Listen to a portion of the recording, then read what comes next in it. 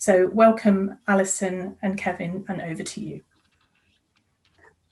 Thank you very much, Frances, and I'm delighted to be joining this webinar today, which is really exciting and brings to home, not only as a professional, but personally, being a carer for my dad, who's been living with dementia for some years.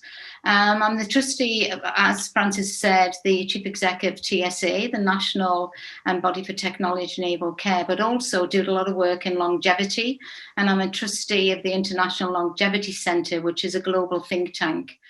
I go back to my roots, and I'm a trustee of Age UK North East. And what's really exciting about that is my national work for the last 8 years. I go back to service delivery in the North East in Age UK, where they have service provision, domiciliary care, housing support, but also they are a new housing provider of specialist housing and focusing on dementia. So that keeps me really grounded in terms of my national profile and my local profile. So I'd just like to put some slides up. Just bear with me a second. I'll share my screen and I can. Great. Okay, so I'd just like to talk a little bit about TSA first before I go into some of our experiences within COVID and bring to life how technology, as Wendy Mitchell has just explained within a APPG. If you haven't read that book, please do so. It's really heartwarming, and it brings to life exactly what people with dementia, onsets of dementia, and as their condition progresses, what it's really like for them in their communities and what their wants and wishes are. But as a background, our vision as an organisation is people's everyday lives are enriched and enhanced by technology-enabled care. And if you notice, that's not the technology first. It has to be the thing in the background that enables people to live normal lives. Our business focus and the priorities are we are the voice of technology. In health, housing and care sectors, we aim to enhance the understanding and adoption of technology-enabled care, but also the Technology Hub, where we have trusted sources of relevant information and guidance, and where the technology professional body, so a standards body setting and maintaining professional standards in technology-enabled care through the development of our quality standards framework. Today, I want to share, as I said, our COVID experiences and what difference it made in the communities for people as we hit that initial pandemic crisis in March last year. So we were commissioned in March from the Department of Health to look at the stabilisation of the sector, but also the business continuity. What was going on in those sectors and what support did the technology-enabled care? But what we saw was some shining stars where delivery units of technology-enabled care started to think much more proactively of how they can wrap technology and service offers with community assets to deliver fantastic services. And the example I want to go through here is how Delta Wellbeing in Carmarthenshire, Wales, they wrapped around personal outcomes that were personalised and that would care in the community. There were services like assistive technology, the Internet of Things, and telecare response services. And I just want to talk a little bit about, now this isn't someone with dementia, but she has mental health, but they were offering services to all of their shielding clients within the community. Very different to what a lot of our local authorities did, where they operated through a call centre. But in Carmarthenshire, they realised that it was much more bespoke offering that they needed for some of those vulnerable people who were shielding in those initial days. So Dawn was someone, mental health, a victim of domestic violence, didn't have any way of connecting with frontline services, her daughter who was a police officer. So this Connect service in Carmarthenshire grew by a huge amount from 3,500. You see the figure there of 12,000. But they deployed digital tablets. They started to use video calling, online music, GP devices, digital alarms, and it was endless, the amount of technologies that were available. But the unique bit about the services in Delta Wellbeing is that this was connected in the community. And the figure you see at the bottom is before COVID, all of the TEC services, telecare and telehealth, 7% of those referrals into those services were kept within the community. But during COVID, when they corralled the troops and corralled everybody in the community, that went up to 41%. So 41% of their shielding clients, including people with dementia, were supported in the community by using those assets, so those volunteer services, coordinating people together to give a fabulous response. And now that's a mainstream service. And we had conversations with Carmarthenshire a few weeks ago, and they retained that at 33%. So when some of our bin men went back to work, and our our street wardens and other people, where they were using these people as assets in the community, you started to see that 33% is embedded in the community. So this is fabulous, fabulous services where we're stocking that evolving door. And that's why housing with support is so unique in that prevention and intervention.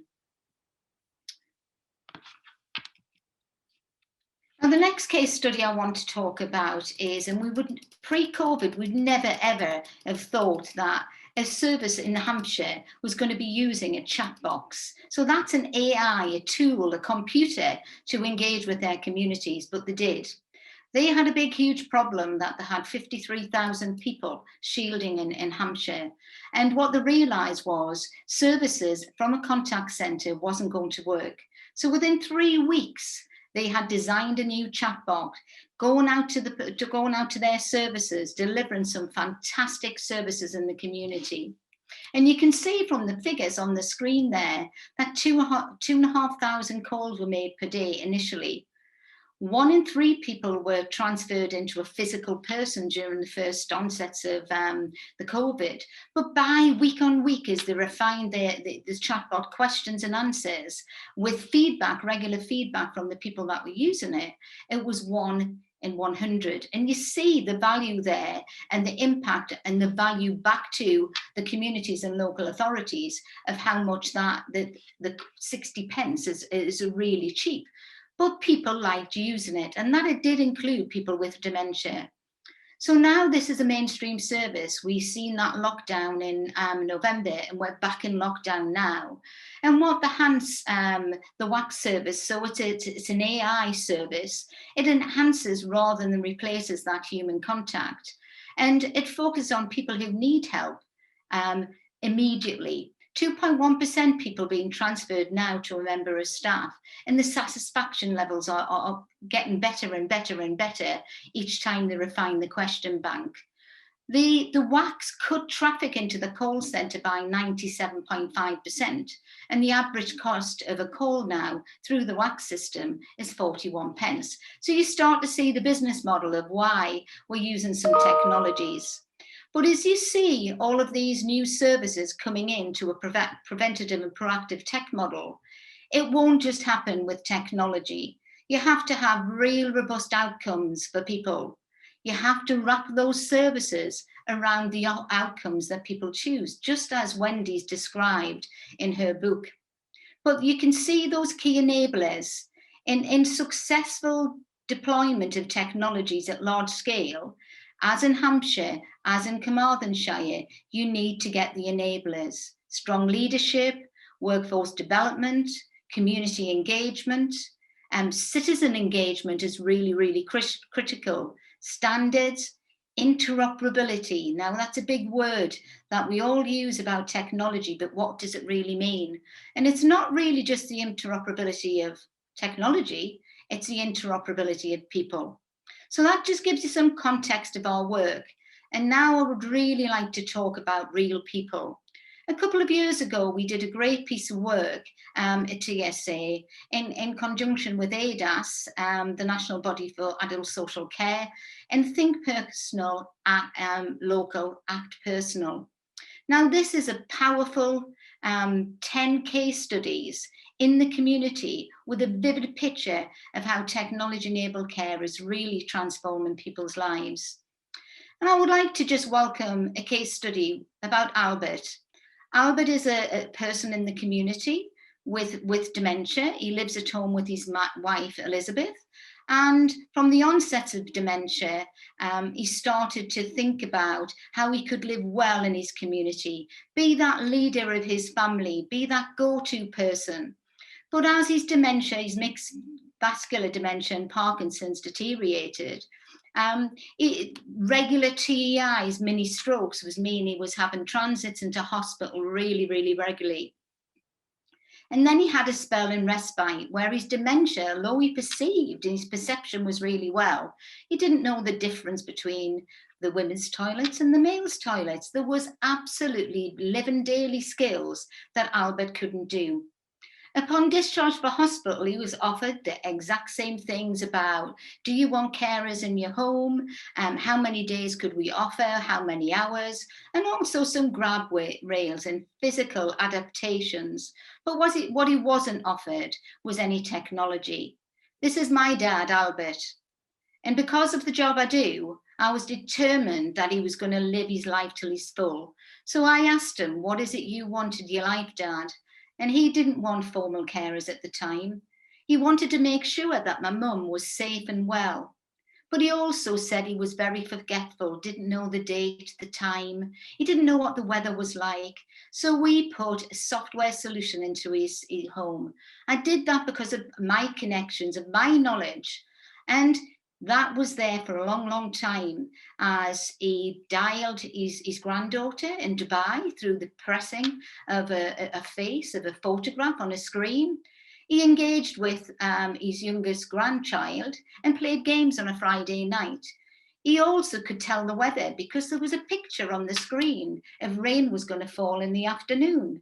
And he also had the date and the time so he could have some continuous conversations with my mum. He used to walk around the block and knew everybody on the estate. But when he discharged from hospital, they said he was never going to be able to do that alone. But we then put devices in his GPS devices in his shoes, and he continued that. And we give the confidence to my mum and my family that he was going to be safe. Dad's been living at home, using technologies. You'll see on there, my mum has a traditional mobile warden service alarm because she's the person with osteoporosis and risks of falls. And she's absolutely, at the early stages, was really frightened that she was going to be left alone and my dad be alone with his dementia. So my dad's been in the community now for about 6 years, living in the community with my mum. And this was him last year in COVID on his 84th birthday. You'll see there his palliative. But he's got a smile on his face and he's still using some technologies. He had some nighttime care in there and daytime care as his illness progressed. But we had bed sensors, so if he touched his foot on the floor, somebody knew about it. So every single piece along the way, he has his Alexa like Wendy describes, but his is now just about music. Dad's deteriorated, and you'll see there that he had a major stroke 3 weeks ago. He's in a hospital bed. He's got 24/7 coordination of care. He's getting the best care in the place that he wants. But his entire journey for dementia has been supported with technology. What I found when he became palliative was the issues around coordinating his care become very difficult because he then needed formal care. He then needed district nursing. He needed some adaptations. He needed physical equipment services. But none of that coordinated care in the community is digital. They come with different devices from the equipment services. Everything feels disjointed. But because what I do, I coordinated that care for him. But still, he has a care plan, 2 inches thick, absolutely first-class care, But it's about time as professionals we start to look at Carmarthenshire and look at what we did in Hampshire and start to think about coordinated care planning to make sure that this experience that my dad and other people can have in the community really wraps around care, and we share every bit of information about Albert with everybody that needs to know about it. So a real success story, how it's not just about prevention and well-being. It's about slowing down that progression of need, what people need living with dementia, to make them live a really fulfilled life in the communities and a good life for as long as they can. And that's certainly what we've seen with Dad, right to the days where on the wall there, you see Valentine's Day. He's blind, he can see visuals, but we'll use every tool that we can to make sure that we engage with him fully. So finally on my report, I would like to give you some examples of papers, recent papers that we've done from TSA that may be helpful when you go on that journey to look at your strategy locally of how you can really start designing services that wrap around a person. So firstly, in 2019, we did a major piece of work with our colleagues in health, housing and social care, our regulators, and that's a leadership report which highlighted three things. Data. It's really important that we share data safely. It's really important that we don't just collect data for collecting's sake. We are very data rich, but we're not intelligent in how we use that data. So it'll be really good for you to look at that report. The Stabilisation Innovation Report describes those two Carmarthenshire and lots of other examples up and down the country where technology was wrapped around and being an absolute integral part of care in the communities. And that latter report is from ADAS. It's about the reform of social care. That came out in July 2020, and we've been working with them over the last 6 months to build on their reform of 9 principles, of which technology is one of them, workforce another.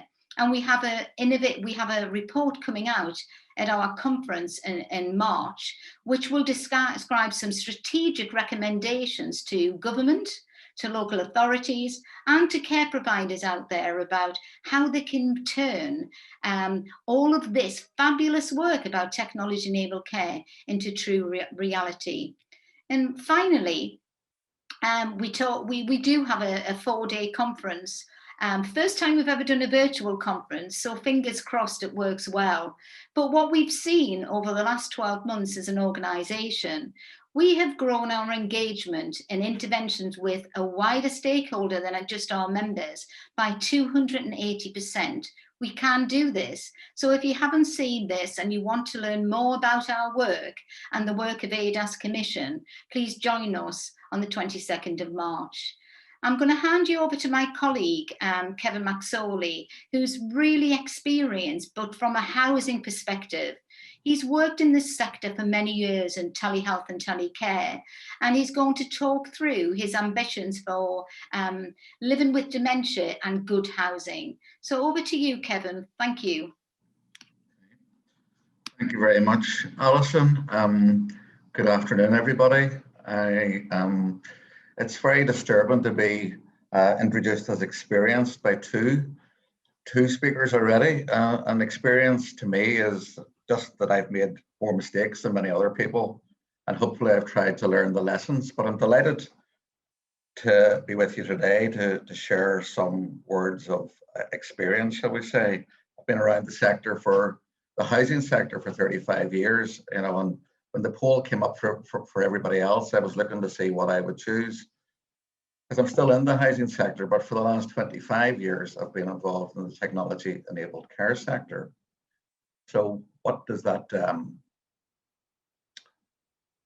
mean? That means that as a housing provider, we've moved to provide telecare and monitoring services for 25 years to the housing sector, but also to the social care and health sector. So I'm just going to share my screen. So as I say, 35 years of experience. currently working for Radius and providing their Connect 24 service. So the 5 W's and the H is code for the famous who, what, when, where, why, and most importantly, how. So who are Radius? We were formed and merged by merger in 2017. We're a sizable organization in terms of scale and scope. It's always measured by both the net assets you have, 140 million, the turnover 11 million, and we employ 1,000 staff across our housing sites. We provide 12,000 homes in 80 towns in Northern Ireland. We support 21,000 clients, and we also support over 50,000 carers through our service. We have buildings in 80 towns, but we have Connect 24 services, deliver 24 service across every county in Ireland. And that includes supporting clients on occasional unplanned train journeys and even golf courses in Spain with the wonders of GPS and mobile telecare. So it's 24/7 service. But why do we do it? We do it because it's not just about housing, it's not about buildings, it's about making a positive difference. It's about safe and independent living. It's about building neighbourhoods. And more importantly, it's about empowering individuals and communities. As a housing provider, we are subject to regulation, and because we provide not just housing, but sheltered housing, housing with care, we also provide home improvement, and we provide the Connect 24 services. So we are heavily regulated and accredited, and that's important because quality and safety and innovation matter. Our values are that we provide services delivered for people, by people. It's about creativity and innovation. It's about ownership and accountability. It's about focusing on the outcomes for people, and it's providing excellence and value for money. I just put this slide up because I think it is all about not persons with dementia, but it's living with dementia. And you know, globally, as we know, someone in the world develops dementia every 3 seconds. And by the time my 10 minutes are up, that's 200 people more with dementia, and somewhere between 3 and 4 of those will be here in the UK. In Northern Ireland, we currently have almost 20,000 people living with dementia, but 35% of those people do not have a formal diagnosis of the same. And again, we know that it's expected that those numbers will more than treble in the next 20 to 30 years. So what do we do about that? And what can we do as Radius Housing? So our response has been initially to ensure our staff, in whatever role they have within the organization, understand about dementia. They become dementia friends. They're there to spot the early signs and how to engage with people living with dementia, because understanding is key. From that, we then have developed a range of services specifically for the needs of those with dementia, whether it's housing with care schemes tailored for the needs of people with varying degrees of dementia or Alzheimer's, or even recognizing that within our sheltered and supported housing schemes, that growing older population is also at risk of developing dementia, and we want to maintain them in their own homes for as long as possible. And we don't want them just to stay in their own homes. We want them to feel independent, to feel that they can live safely. And we can only do that by ensuring that the communities with which our schemes reside become dementia-friendly communities. So we think there's a huge outreach piece of work that we can do as well. Many of you in this space will be familiar with the vast array of technologies which are available to support people with dementia. But increasingly, just like ourselves, using this virtual technology today, it's important, particularly with dementia, that it's everyday technology that people may be familiar with. It's as far as possible that the technology is empowering and it's soft. So the example I'm showing you is that of a watch, you know, and for those who aren't familiar, its basics are as a watch, but it has that SOS button on the side to call for help if the person's in difficulty. And the use case I have of that is the story of Sheila, who lived in one of our housing with care developments in Holywood and County Down, who had all the traditional sensor technologies installed within that property, but who really was very, very early staged Alzheimer's, and like nothing more than to take a walk down the main street in Holywood, to go to the shops, to speak to the people on the street who knew her, and to just live a normal life. And the technology, the traditional technology in the scheme didn't enable that. She used to walk down with a carer to the shop, but that didn't say much about her dignity or her independence. So, and more often than not, she knew the tried and trusted path, but occasionally she would get disorientated and wanted to be able to call for help, and she was able to call for help. So this was an example of technology deployed, a simple concept, familiar everyday use, but ensuring that the values are protected of independence, dignity, and empowerment as such. We also see the prevalence now of lots of different types of video calling apps to support people and all of that, and that's excellent. It's a move away from tried traditional systems, and if we can actually empower people through deploying lifestyle monitoring systems, which actually are able to build a pattern of people's behaviour with their consent, then we can inform earlier intervention and get to situations before they become acute. Hemsworth Court Belfast is an example of a scheme designed and developed specifically for persons with dementia. We worked at the time with the Dementia Service Development Centre at Stirling University. And again, the key to us was understanding how dementia impacted on the everyday life. So we made simple, cost-effective changes such as the taps, recognizing that a person's strongest memories are likely to be from their more distant past. We put in old-fashioned crosshead taps because we thought that would work better for people with dementia. In terms of lighting, higher levels of lighting to make sense of the environment, double the amount of light normally provided, both natural and artificial.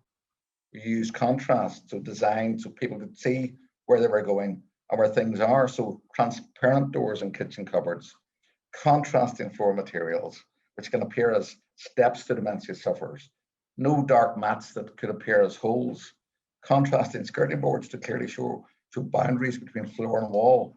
All these simple design principles, and then the use of technology within the scheme to enable and empower clients and carers, not just staff, but family too.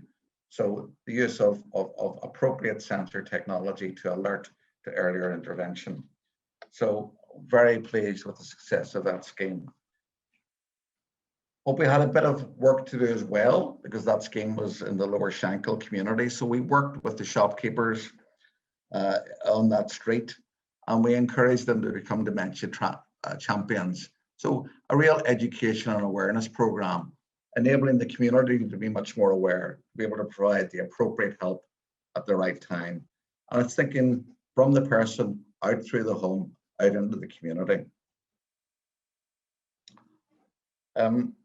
This is my final slide because I'm conscious that we want to leave time for any questions there may be.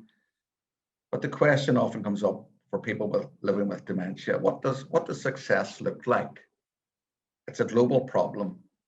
Housing providers have a key role in supporting people with dementia, and a tailored approach is required, but it doesn't have to be expensive. But it's likely to involve that partnership, working with the communities, with the health and social care professionals. And one of the key partners will be the people, the individuals living with dementia themselves, and the people who care for them. At Radius Housing, we like to think that we see the person and not their dementia, and actively encourage our residents to express their personality. So each resident will have their own tailored care and support plan, reflecting their tastes, interests, and individual care and support needs.